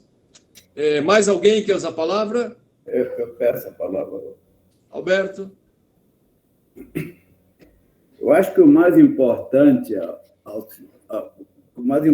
do pronunciamento de Aldo foi deixar claro que não existem ideias neutras, que não existe filosofia neutra. Toda filosofia tem um conteúdo social, tem um conteúdo de classe. Assim como as ideias em geral, inclusive as ideias artísticas, a arte e outras atividades humanas, outras criações humanas, todas elas têm algum conteúdo social, algum conteúdo de classe. Quando Aristóteles falava que é da própria natureza a condição de ser escravo ou não ser escravo, isso é expressão de um conteúdo de classe e de quem estava filosoficamente a serviço da aristocracia grega. Isso vale para Santo Agostinho. Santo Agostinho deixava claro que a sociedade vigente tinha que ser intocável. Isso vale para os hereges, que tinham a sua maneira de ver Cristo, tinha a sua maneira de ver a questão dos princípios cristãos na sua luta, trabalhando no sentido de uma sociedade mais igual, evocando principalmente o cristianismo primitivo. Isso vale para Hobbes. Hobbes apresenta um Estado para resolver a questão da classe a qual ele estava a serviço. Isso vale para Locke. Isso vale para pensadores em geral. Não existe pensador que não esteja pensando segundo a lógica de classe. Desde que surgiu a luta de classe, é isso. Isso tem que ficar claro. Toda vez que a gente ouve um pensamento, ouve ideias filosóficas, que ideias são essas? Essa pergunta tem que ser feita imediatamente. E, às vezes, elas vêm com sutilezas. Às vezes, um descontentamento, por exemplo, em forma de pessimismo, como da chamada sociedade líquida, por exemplo, e vem carregada de um certo pessimismo, que, às vezes, dá a impressão de que se trata de uma rebeldia, quando, na realidade, se trata de um pensamento que, em última instância, procura justificar o que está aí através de uma lógica pessimista, de uma lógica ascética. Então, não existe pensamento neutro, isso tem que ficar bem claro para nós. Se não existe pensamento neutro, evidentemente existe o pensamento aí a gente tem que desembocar nos dias de hoje. Se não existe pensamento neutro, qual é o pensamento da mudança? E qual é o setor social que tem o papel principal de sujeito da mudança?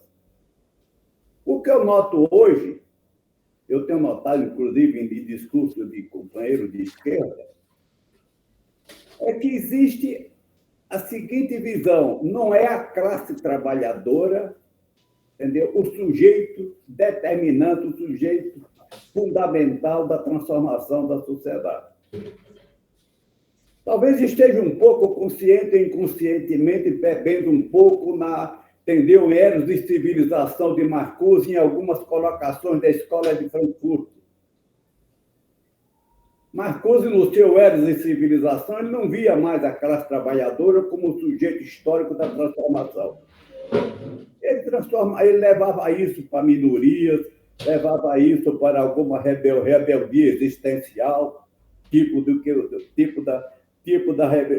em grande medida, uma certa rebeldia, por exemplo, tipo daquela de 68, em maio.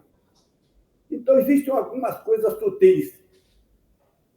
Em nome da rebeldia, existe, às vezes, uma forma de não ficar contra a verdadeira rebeldia, que é a rebeldia de classe.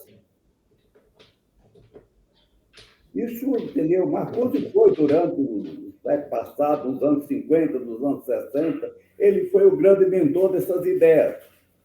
Não significa dizer que ele não tenha dito verdade, mas na medida em que ele tem como foco de que não é a classe trabalhadora, achando que a classe operária já estava embriagada pelo sistema, consequentemente ela saiu da sua condição de sujeito, consequentemente não tem revolução socialista. Você pode ter as diversas rebeldias, mas não uma rebeldia da transformação. Porque nem toda rebeldia é rebeldia de transformação. Os hippies foram rebeldes. Existe uma série de rebeldias que, entendeu, feitas aí, como algumas, por exemplo, como Occupy e tantas outras, que, em última instância, acabam não sendo rebeldia de transformação. É a perspectiva minorista. Como se as chamadas minorias não fossem parte da classe trabalhadora, na medida que elas se colocam como setores oprimidos. Então, é uma pegadinha que existe e que é preciso que a gente, entendeu? Trabalhar com as ideias não é fácil mesmo, não. Porque ela vem cheia de sutileza. Às vezes tem alguém que vê Nietzsche como revolucionário. Porque Nildo fala contra a religião. Falar contra a religião necessariamente não significa dizer ser revolucionário. Você tem ateísmo de vários tipos.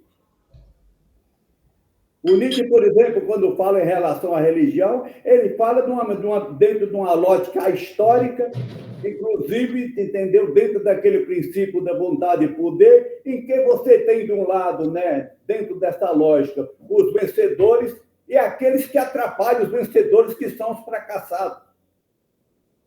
Para onde é que ele vai com isso? Isso é uma sutileza enorme.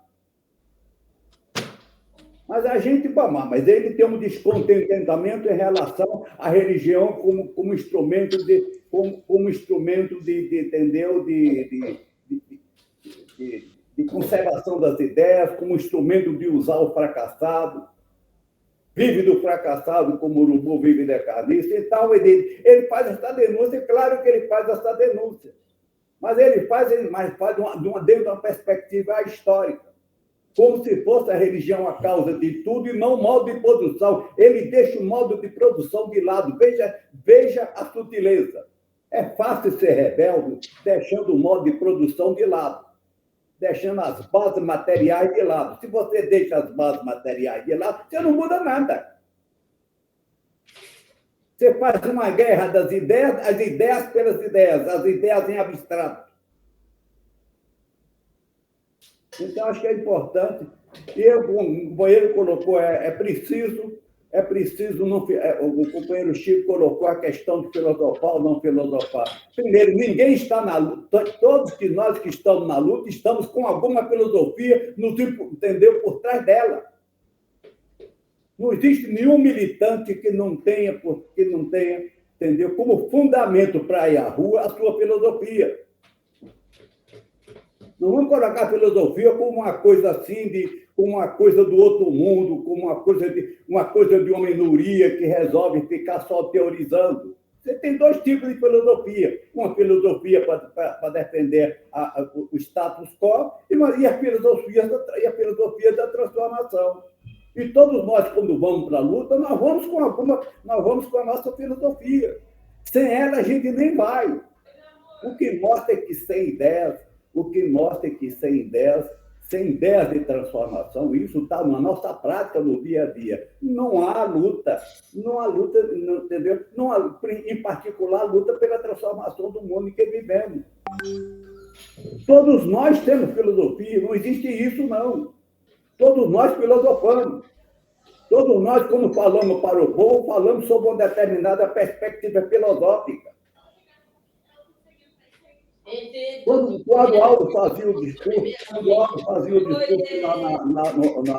na Vila Lunaldo, Aldo estava fazendo o discurso segundo a sua perspectiva filosófica, lá na luta prática. Quando você vai na frente de uma fábrica, você está fazendo o discurso para companheiro segundo a sua lógica. Olha, deixa eu falar com você. E quando o burguês vai fazer o seu discurso no parlamento ou em qualquer outro lugar, ele está falando segundo a sua lógica filosófica e de dominação de classe. Então, esse é o microfone, por favor. Em relação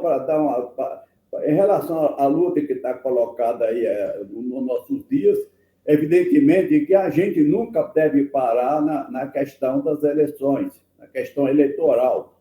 Mas a questão eleitoral está colocada e a gente não tem... E o nosso caminho concreto nesse momento é participar dela na defesa da campanha de Lula. Evidentemente que há um equívoco da esquerda, porque depois das eleições, em geral, uma boa parte da esquerda para de lutar. Ela se inflama durante as eleições, aí estava o equívoco dela, a perspectiva reformista dela, a perspectiva não transformadora em última instância dela, que depois das eleições ela se afasta do povo. E quando a centralidade, quando o decisivo para transformar a sociedade é a organização do povo, antes, durante e depois de qualquer processo, no nosso caso, o processo eleitoral. Até porque se o trabalho junto ao povo é feito antes, durante e depois das eleições, quando a gente chega nas eleições, a gente chega com a outra qualidade de discurso e com a outra qualidade de prática.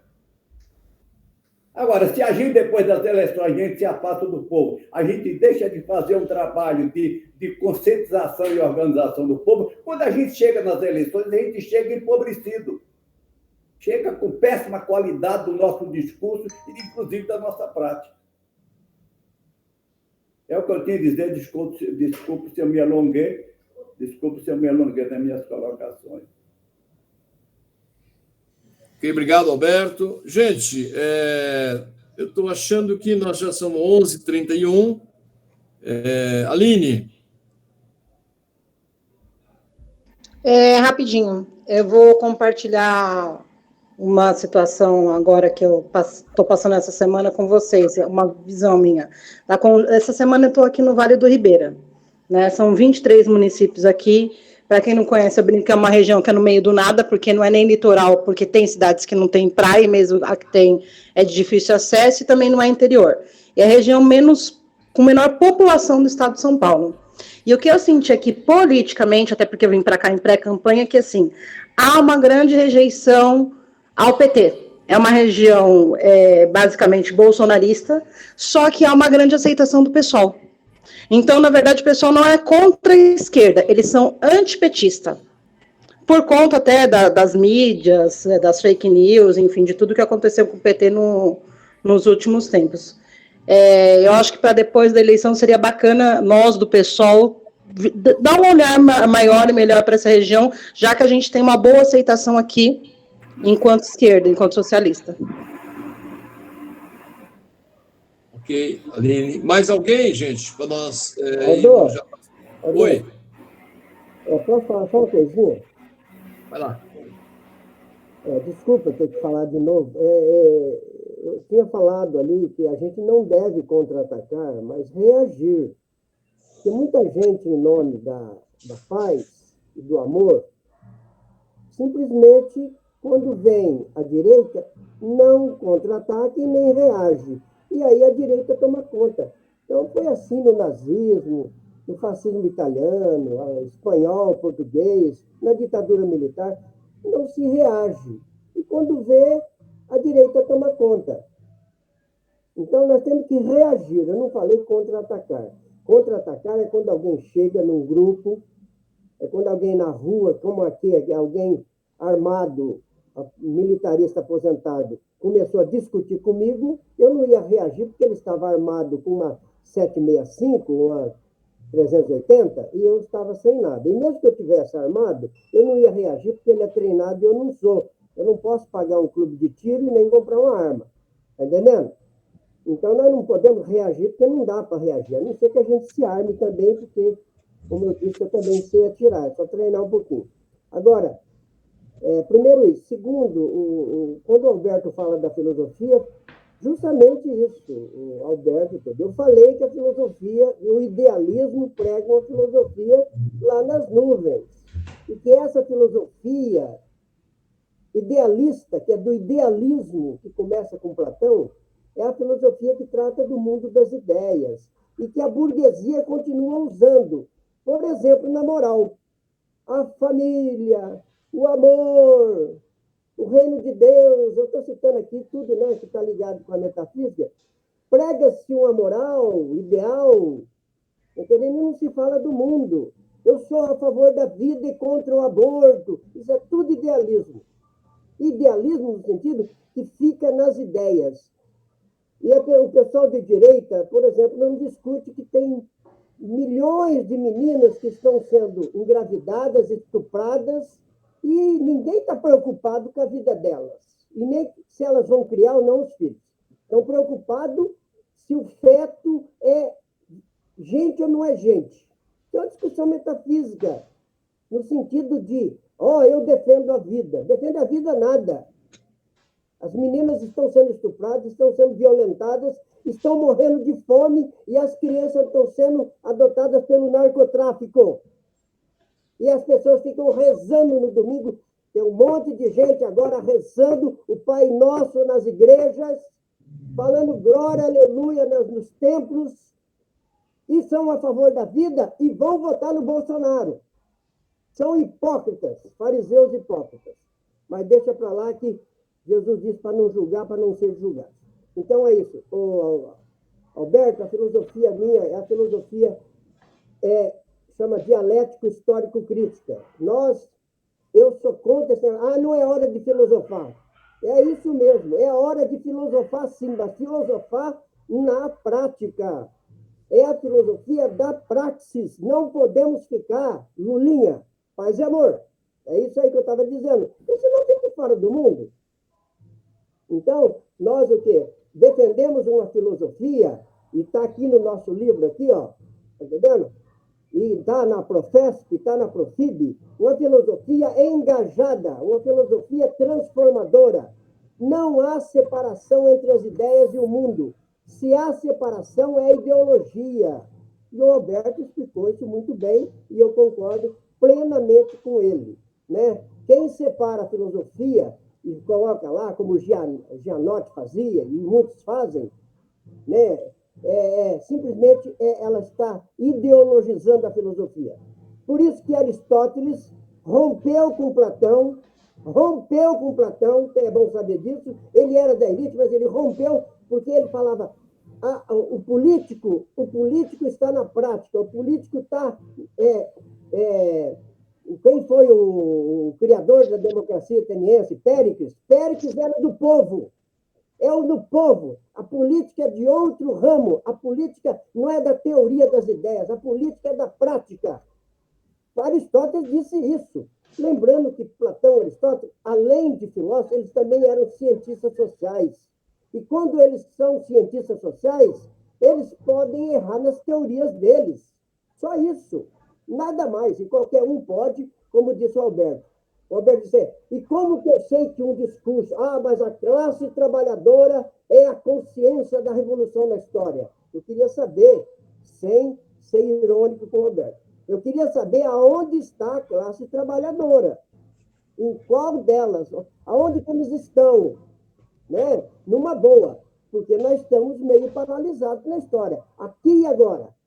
O que nós vamos fazer de prático para combater e reagir à direita fascista que está ameaçando de um golpe? Isso é concreto, não é brincadeira. Obrigado. Waldo. Obrigado. Chico, eu queria só... Poderia falar depois uma palavrinha? Só falar nessa questão do momento que nós estamos vivendo, só apresentar aos companheiros, tem um texto legal, que é Manual de Segurança Preventiva para Militantes. É um texto elaborado pelo Burato. Burato é um filósofo, que é autor do livro Ditadura no Gatilho. Esse é publicado da CUT. Então, é um material que vale a pena as pessoas também terem acesso, porque ele trabalha com essa questão dessa preocupação de segurança preventiva de militantes, que nós estamos passando por um momento onde tudo poderá acontecer também, não que... Gente, é isso. Mais alguém quer fazer uso da palavra? Aldo, posso falar? Isso. Bel pediu aí. Bom dia a todos aí. Bom dia. Uma ótima tarde.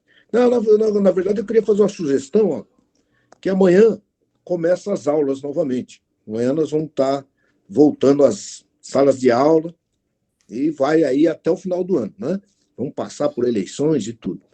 Então, às vezes eu fico pensando, será que a gente não poderia fazer a Profesp, a Profib, não poderia fazer um currículo que tenha um currículo oficial, né? Da escola, tal, que a gente segue mais ou menos o livro didático, né?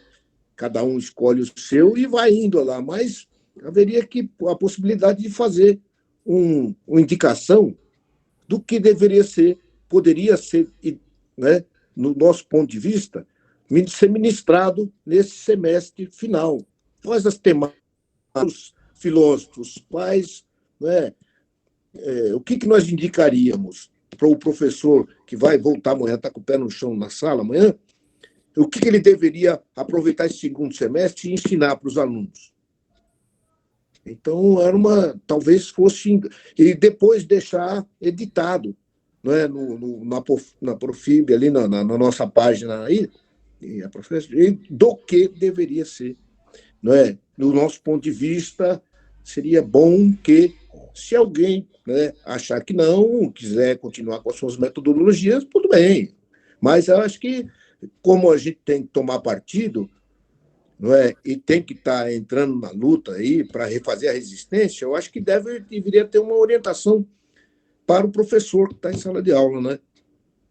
Fala, olha, é mais ou menos esse o caminho aqui, cara, que seria bom você dando uma conclusão. É isso aí, obrigado. Boa, complementando, Aldo. Eu entendo, Abel, nós estamos assim, na verdade, as aulas vão começar terça-feira, amanhã já digamos assim, é o fim das férias, né? A agonia começa novamente, mas eu me proponho, o tempo é muito curto, né? Mas se vocês puderem, eu me proponho amanhã, nós constituímos aqui um grupo de trabalho, amanhã nós podemos fazer uma conversa para tentar levantar alguns apontamentos sobre isso, porque isso pressupõe um debate mais amplo. Eu poderia sempre começar com alguma coisa. Então, eu me proponho amanhã, se vocês toparem, amanhã, podemos marcar uma conversa virtual, onde nós possamos apontar alguns indicativos. Só complementando sobre... aí, Aldo. Pode ser ou não? Abel. Abel. Por mim, pode. Pode? Então tá. Mais alguém, caso queira participar? Aldaci, se alguém mais... Não, eu só queria, assim, a gente vem falando isso já há algum tempo, e a proposta do Abel, eu só queria complementar e dizer o seguinte, eu penso que, do ponto de vista teórico, das sugestões todas de textos, e com esses encaminhamentos,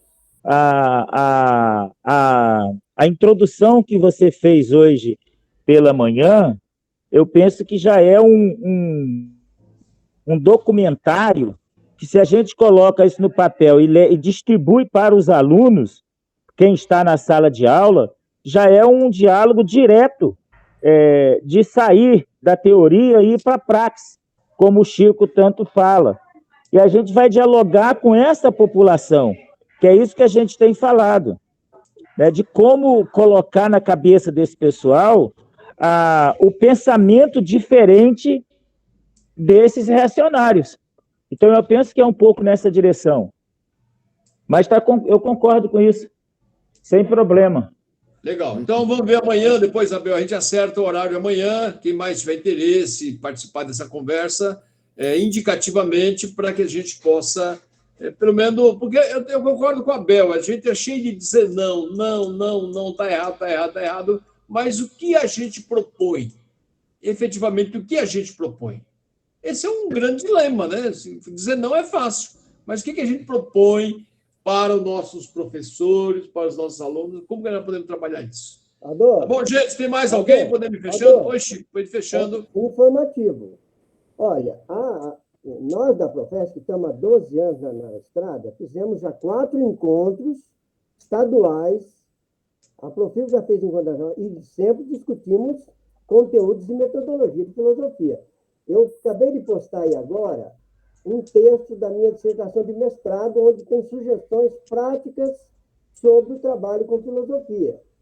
Tem muita coisa na página, no blog da Profesp. Nós temos lá também uma seção de vídeos, onde é tratado isso. E esse artigo meu aí, eu dou sugestões concretas de trabalho com filosofia no ensino médio, biografia, tudo. Então, está à disposição. Se alguém quiser alguma coisa, eu dei aula há 35 anos, eu colaborei com a revista Filosofia da Editora Scala por 25 meses. Tem 25 encartes dos professores, encartes para trabalhar em sala de aula. Então, nós temos muita coisa já sim. É que, às vezes, as pessoas não conhecem porque não conhecem. Então, eu estou à disposição, né, de partilhar, de compartilhar os avanços que nós já fizemos na área de trabalho com professores e com nossos alunos. Tá bom? Obrigado. Obrigado. Companheiros, já são 11h45. Eu queria, para finalizar aqui, nós já tratamos disso em outras discussões, eu queria sugerir que nós possamos desenvolver um pouco na linha que o próprio Frei Beto apresentou para todo mundo, como organizar a campanha. É que eu estou dizendo para, se tiver alguém com apoio do candidato, também serve, não tem problema nenhum. Mas que possamos tentar organizar as campanhas, criando núcleo, digamos assim, virtual de diálogo. O Frei Beto coloca um núcleo com 5 pessoas no texto que ele fez. Então, vamos organizar, e cada um desses 5 criar mais outro núcleo, né, para poder ficar abastecendo de material de campanha, de material. Esse é o primeiro ponto que eu entendo que se faz necessário. O segundo é a realização de reuniões presenciais. A minha ideia é de que nós possamos fazer um calendário de atividades, quer com os alunos ou nas comunidades onde nós militamos, para conversar sobre a conjuntura, sobre a situação da nossa classe, tá bom? Acho que poderia ser esse indicativo, mas antes, porém, o Nilson pediu a palavra. Com licença, eu vou ser muito breve. Sobre esse manual, né, de defesa do militante, né, vou contar uma situação que eu passei em dezembro do ano passado. Eu estava indo trabalhar, aí na porta de um bar eu vi um amigo do PT, muito meu amigo, e eu estava com a camisa do Paulo Freire, esse meu amigo com a camisa do PT. Aí começamos a conversar, aí no bar já tinha um lá, ultra reaça, que já estava com uma São Francisco na cabeça, começou a prestar atenção na nossa conversa, mas só que esse cidadão, ele é guarda municipal em São Paulo e mora em Santo André. Aí, de repente, ele levantou da mesa dele e veio na minha direção e falou: eu vou te sentar o pau e não vai demorar muito. E aí, na hora que aconteceu isso, o pessoal do bar olhou para mim e falou assim: Nilson, calma, ele tá armado, calma. Aí a gente só ficou quieto, sem dar um fio, só observando ele. Por que eu contei essa situação aqui agora? Porque o que aconteceu com o nosso companheiro lá no Paraná pode acontecer com qualquer um de nós aqui que está nessa reunião agora. Então, a divulgação desse material tinha que ser para ontem. Só isso. É isso mesmo, Nilson. Eu estou dando toque aqui. Se alguém precisar desse material, eu pedi para o Burato, se ele tem, do ponto de vista virtual, ele pode nos encaminhar, assim como outros textos publicados pelas centrais sindicais que tratam dessa questão de segurança preventiva para militantes, e assim que chegar, eu compartilho nos grupos para que possamos acessar, tá bom? Legal. Podemos fechando por hoje, então? Deixa eu falar mais uma coisa, Aldo. É a Lilian que está falando. Eu acho que a maioria daqui sabe que eu estou como pré-candidata a deputada estadual num coletivo só de trabalhadores da educação do estado inteiro. E em relação ao núcleo virtual, eu gostaria de pedir a colaboração de vocês, saber quem de vocês aqui da formação poderia estar ajudando nesses núcleos, participando, colaborando na campanha. Tá. Eu acho assim, que esse debate, Aline, é um debate legal, acho que é importante, mas aqui certamente tem gente que apoia várias candidaturas. Eu proponho que pautemos para a próxima reunião e a gente, então, tira política nesse sentido, de apoios, de encaminhamentos. Aqui tem gente, aqui é plural, tem gente, inclusive, de outros partidos que não apoia a candidatura no primeiro turno do próprio Lula. Então, assim, nós vamos discutir como encaminhar essas questões todas de uma maneira geral. O que é central aqui, independentemente de qualquer coisa, para os majoritários, candidato a presidente, senadores e governadores, é fundamental essa ação urgente. Na candidatura a deputado estadual e federal, nós vamos ter que discutir uma mecânica de como viabilizar, considerando o leque de candidaturas ou de possíveis apoios que as pessoas têm de uma maneira geral. Mas é bem-vinda toda e qualquer candidatura, e a sua também é uma delas, que é bem-vinda a todos que queiram participar, e quem quiser procurar a Aline no particular também é extremamente importante. Tá bom, gente? Um abraço a todos, um bom dia, um bom almoço, e vamos tocar o barco. Domingo que vem, as companheiras vão fazer a exposição, e de hoje a 15 dias, o Carlos vai falar sobre Deleuze, Nietzsche e a sua relação com Marx, que é um debate extremamente complexo, importante e necessário também. Tá bom? Bom dia a todos e todas. Coragem! Tchau, bom dia. Vamos em frente. Bom dia. Valeu, bom dia, bom dia. Abraço a todos. Fora Bolsonaro! Tchau. Tchau, tchau. Tchau.